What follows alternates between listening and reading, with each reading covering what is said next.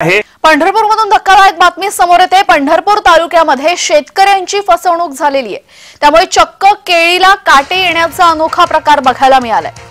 Karkamb police ठाण्यामध्ये दोघांवर गुन्हे दाखल करण्यात आलेले आहेत। चुकीचा रोप दिल्यामुळे, रसायन मिश्रित रोप दिल्यामुळे हा संपूर्ण प्रकार घडल्याचा कयास व्यक्त होतोय।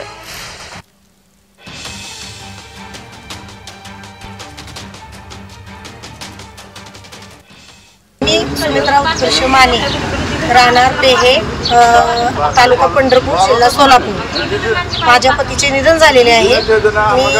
मी अजित कंपनीची रोपे सूरज कृषी केंद्र यांच्याकडून घेतलेली होती व अभिमान गायकवाड यांनी रोपं मला दिली होती।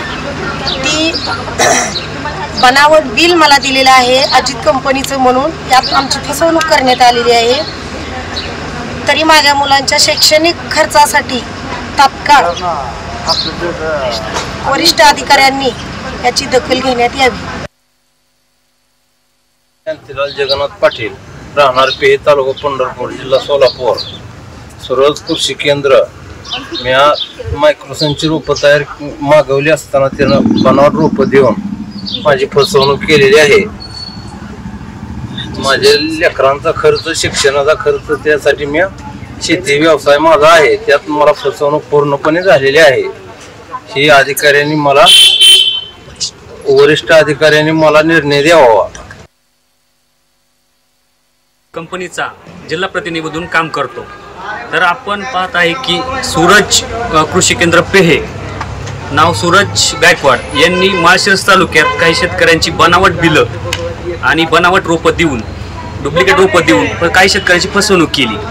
तर तसाच प्रकार आज इथे करकम गावात तर जाणून आलेला आहे। तर ह्या शेतकऱ्यांना बी बघत आहात की ह्या शेतकऱ्यांना आपण बघत आहात, त्या शेतकऱ्यांना त्या आपल्या जे सूरज गायकवाड आहेत त्यांनी अशीच फसवणूक यांची पण केली गेली आहे। असं दुकान इथं बंद होतं त्या प्रोप्रायटरचं, सूरज गायकवाडचं। त्यानंतर त्याच्या वडिलांना आणि आईला बोलवून आम्ही दुकानाची तपासणी केली असता बऱ्याच मोठ्या प्रमाणावर त्रुटी आढळलेल्या आहेत तिथं। त्याच्याकडे कोणत्याही प्रकारचं रेकॉर्ड दाखवण्यात आलेलं नाही आणि तो सध्या, त्याचा फोन लागत नसता। आमच्या माहितीप्रमाणे काही लोकांनी सांगितलं सध्या तो त्याच्यावर FIR झाल्यामुळे तो फरार आहे, म्हणून इथलं काही रेकॉर्ड त्याचं आम्हाला बघता आलेलं नाही।